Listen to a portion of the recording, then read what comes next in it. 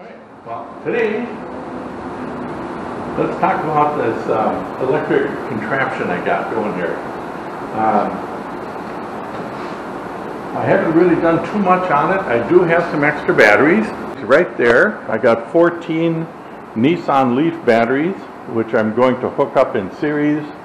That'll give me 105 volts and probably a 150 to 200 amps current draw. So, right now they're all packaged as a unit like that. I'm going to hook them together, get the BMS and the charger on them before I even install them, and make sure that everything's good and safe and works, and I get the proper balance on these things. Once that's done, I'm going to disassemble them and reassemble them in the bike itself. So the whole idea here is this front section of the bike. There'll be 8 batteries in here, there'll be 3 in here, and 3 on the other side. And then I'm going to have to build the enclosure around that. I did get my stickers on there, the Zener ecite.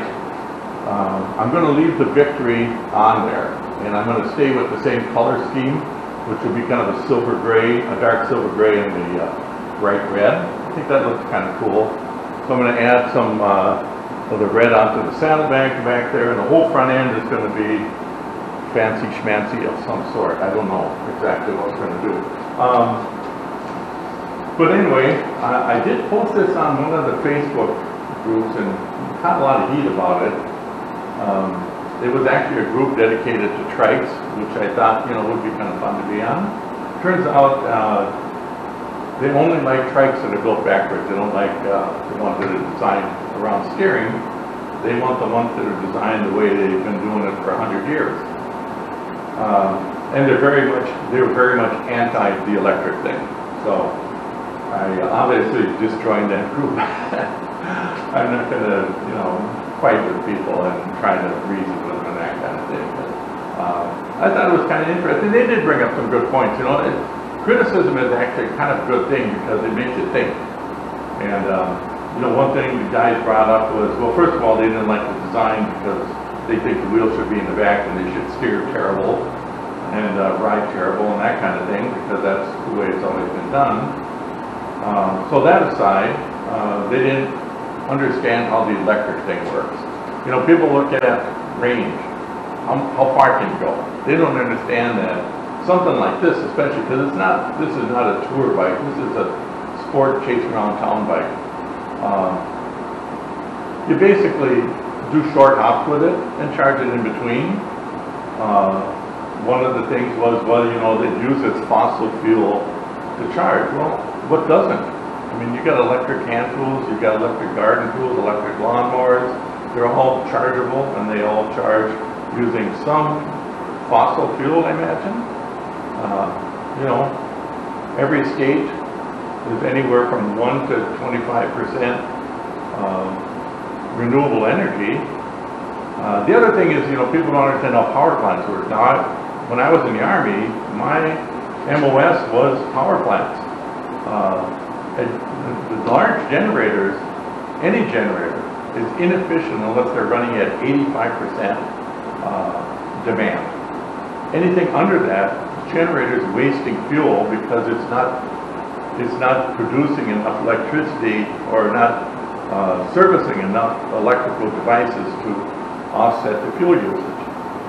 So off-peak hours, cars, electric cars and that are designed where you can program them to charge off-peak, which means you're bringing your generation levels, which have a kind of a sine wave during peak hours. The demand's going to be up here. Then off-peak, it's going to drop into the valley. So what power companies have to do is they have to pull generators offline and shut them down. And then when the peaks are coming, they bring more generators online. But if you can fill in those valleys and reduce the peaks, it actually makes the entire grid more efficient. So there's kind of a balancing act that's going to happen with the onset of electric cars, which electric cars are going to be a thing. You can jump and scream and be against it all you want, but electric cars are going to replace gas cars. That's just the way it is. And any company that's not into the electric cars is going to be gone. General Motors, the leader, hasn't done a thing. They have not done a thing in electric cars, and I doubt very much they're going to survive the onslaught of electrics that are coming in. They're way behind.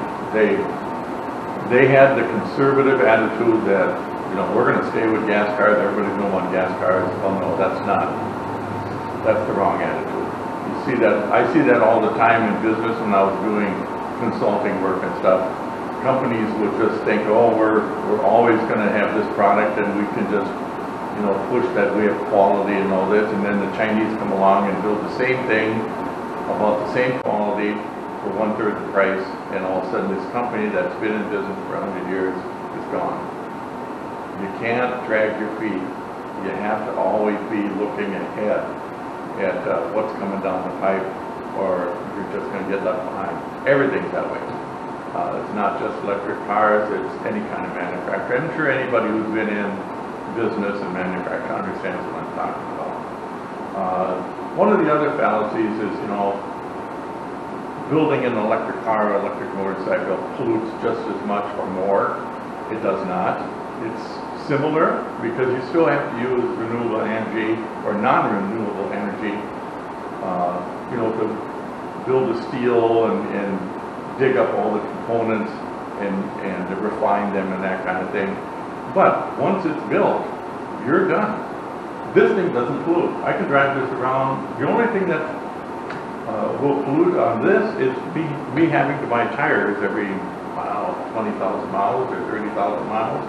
I don't know how long they're going to last. I'm guessing these are going to last at least 40 because this is a light bike. Other than that, it's non-polluting. The batteries are recyclable. Everything's recyclable. There's no such thing as a non-recyclable product. It's just a matter of, is it more expensive to recycle it, or is it more expensive to refine new products? You know, even atomic waste that's being buried in the ground right now, they're already seeing a future for that in fast neutron reactors and different types of nuclear devices. They're even talking about nuclear batteries, where you put in a set of batteries like this, and they would maintain current for 20,000 years. You know, so there's a lot of technology that's, you know, right now kind of a dream, but you know, that's how things get started. So there's a lot of misinformation about how electrics work and that kind of thing. I suggest we just all kind of keep our eyes open and see what's coming down the pipe, and try to be, you know, a little bit open-minded about what's coming down and what we can do. Gas cars are history, and you know, I love the power and the sound and all that. I've had cars, you know, that I've hopped up and stuff. I had a couple of Camaros and that kind of thing, and motorcycles and all that. But you know, there's a time where you have to think they're no longer really practical. So anyway, that's my speech on electrical things. But I'm kind of excited to get this guy where I want it. It's going to be a long process. I don't expect to have this done this summer because I'm only working on it, you know, rain days and stuff. I'm trying to enjoy the summer we have. We had a really late summer. You know, it's been rainy, cold, windy, miserable. But finally now, the first day of spring or summer, we have summer. So hopefully we get some riding out of this. Next week we go to Trike Valley in South Dakota, and then we're going to a resort up north. We got a lot of stuff planned, so I won't be doing too much in the shop here. So not a lot of updates coming up, but we'll see what it can do.